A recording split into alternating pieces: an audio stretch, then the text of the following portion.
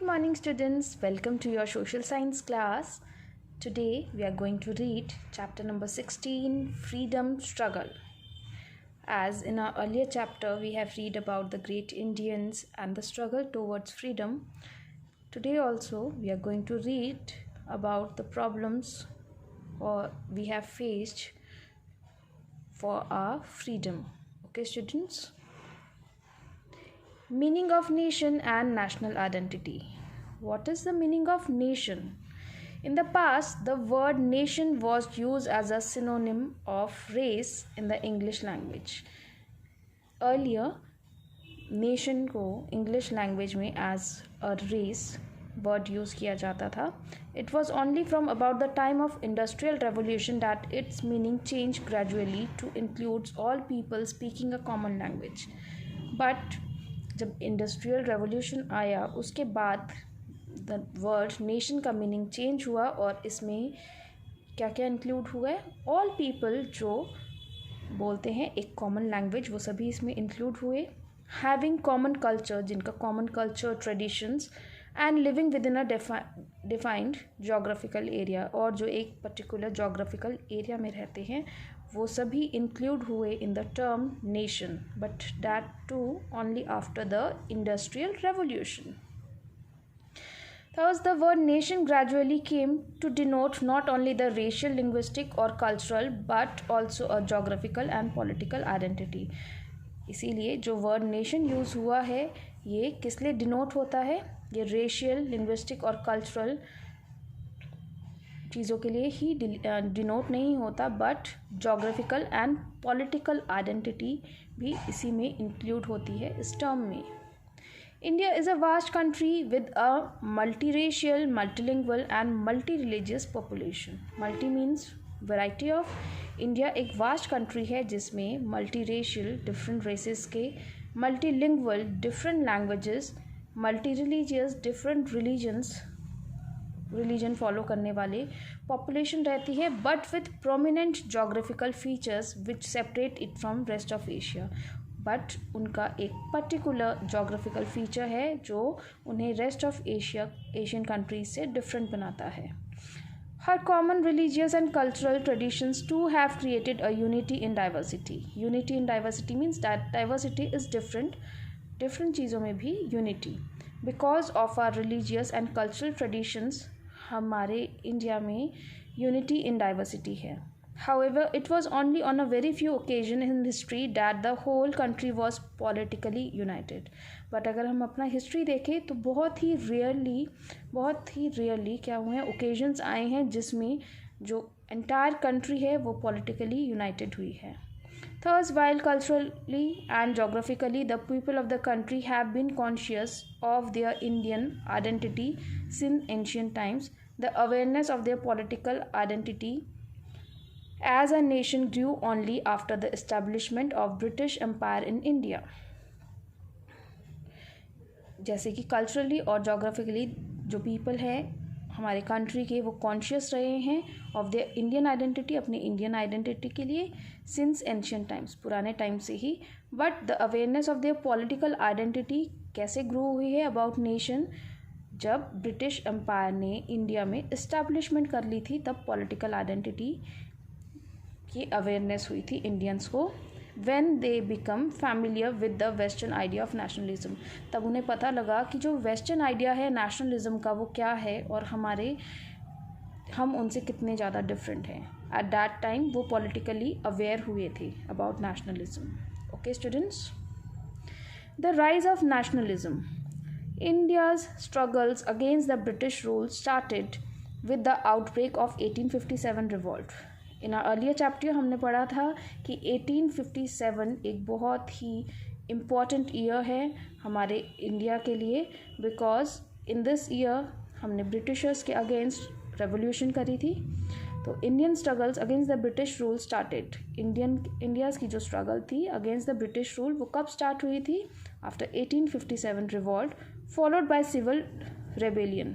और ये फॉलोड हुई थी सिविल रेबेलियन मीन्स सभी जितने भी सिविलियंस मतलब यहाँ के जो सिटीजन्स थे वो उन सभी ने इस रेवोल्यूशन में शामिल हुए थे वो लोग। Okay, eight that time Indian society had firm believe on traditional authority and customs. उस टाइम पे जो इंडियन सोसाइटी थी उनका फर्म बिलीव किस पे था? ट्रेडिशनल अथॉरिटी और कस्टम्स पे।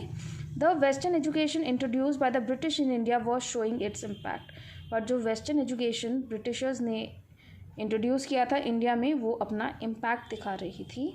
Indian people started acting and thinking independently. जो इंडियन पीपल थे उन्होंने एक्टिंग और थिंकिंग इंडिपेंडेंटली शुरू किया था। मैनी एसोसिएशन और ऑर्गेनाइजेशंस वेयर फॉर्म। बहुत सारे एसोसिएशन और ऑर्गेनाइजेशन फॉर्म हुए थे। Large number of reforms took place. बहुत सारे रिफॉर्म्स यहाँ पे हुए थे। Raja Ram Mohan Roy, Keshav Chandra Sen, Swami Dayanand Saraswati, Ishwar Chandra Vidyasagar, you can see here Keshav Chandra Sen, Swami Dayanand Saraswati ji, Raja Ram Mohan Roy, Narayana Guru, Mrs. Annie Besant, this is picture of Annie Besant, and Sir Syed Ahmad Khan were the major reformers who tried to eradicate social evils like sati, child marriage and caste system. इन सभी reformers ने try किया था to eradicate means to get rid of. Reformer means a person who makes changes. जो society में changes करना चाहते थे उन्हें रिफॉर्मर्स बोला गया है। ये सभी नेम्स उन्हीं रिफॉर्मर्स के थे जिन्होंने कोशिश की थी सोशल इविल्स, जो सोशल बुराई हमारे कंट्री में थी, उनको ख़त्म करने की कोशिश की थी। लाइक सती प्रथा, child marriage and caste system from the society. Sati प्रथा के बारे में आपने सुना ही होगा। अगर किसी के हस्बैंड एक्सपायर हो जाते थे तो वुमन को भी उनके साथ बर्न कर दिया जाता था, और वुमन अलाइव होती थी उनकी वाइफ को बर्न कर दिया जाता था। Child marriage we all know, क्योंकि अभी भी कहीं ना कहीं चाइल्ड मैरिजेस के बारे में हम सुनते हैं। And about caste system means ऊंची जाति नीची जाति के बारे में बोला जाता था in our society, that is caste system. Okay, तो इन सभी रिफॉर्मर्स ने कोशिश की थी इस तरह की सोशल इवल्स को ख़त्म करने के लिए हमारी सोसाइटी में से।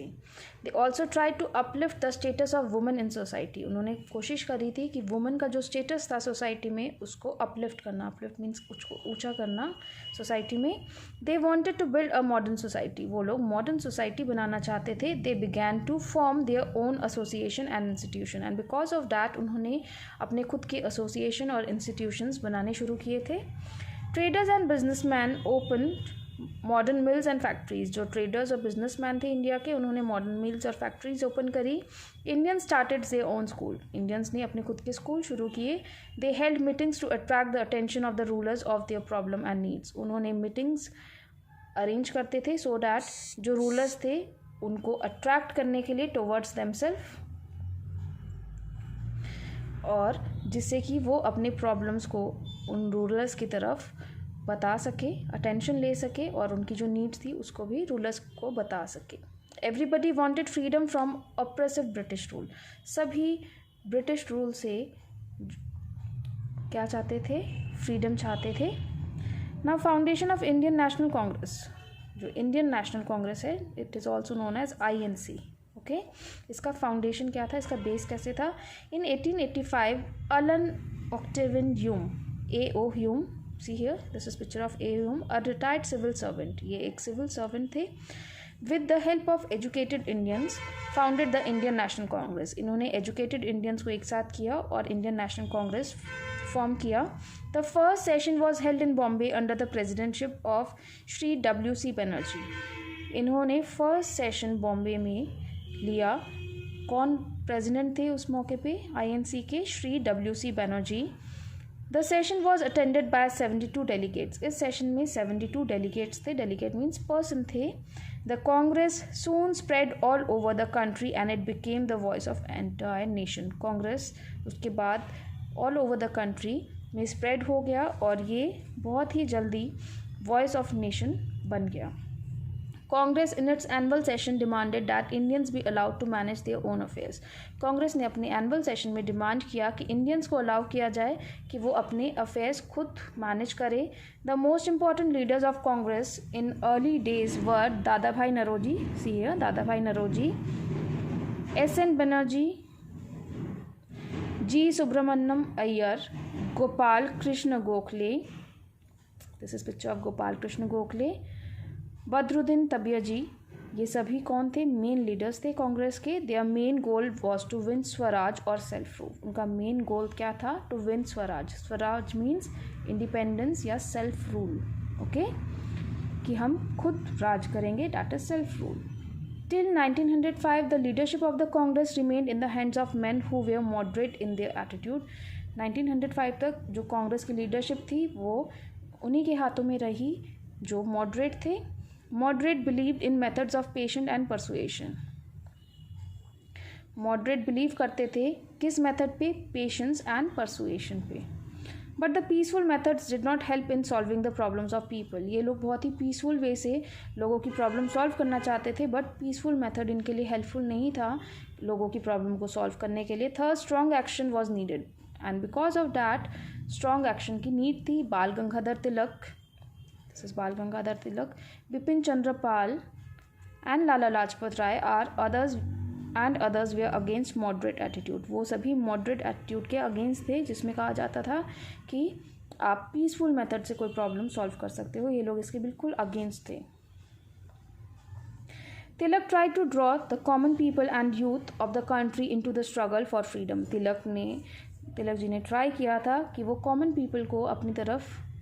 पीपल और यूथ को अपनी तरफ ड्रॉ करे ताकि वो कंट्री की स्ट्रगल के लिए हेल्प करे to attain freedom. He wrote against the British Raj in his paper Kesari. इनका एक पेपर था, न्यूज़पेपर था, that was named as Kesari, और उसमें वो ब्रिटिशर्स के खिलाफ लिखते थे. तिलक declared freedom is my birthright and I will have it. Tilak ji ने बोला था कि जो फ्रीडम है वो मेरा बर्थ राइट है और मैं उसे अटेन करूँगा. A number of young people joined this group. बहुत ही यंग पीपल ने इस ग्रुप को ज्वाइन किया. दे वे आर कॉल्ड एक्सट्रीमिस्ट. उन्हें एक्सट्रीमिस्ट बोला गया. Extremist felt that strong action was needed to make the British understand their problem and desires to be free. जो extremist थे उन्होंने फील किया था स्ट्रॉन्ग एक्शन की नीड है सो डैट हम ब्रिटिशर्स के अंडर से निकले और जो भी हमारी प्रॉब्लम्स और डिज़ायर्स हैं उसको हम खुद ही हैंडल करें और हमें फ्रीडम मिले. Okay students, so this was all about foundation of Indian National Congress.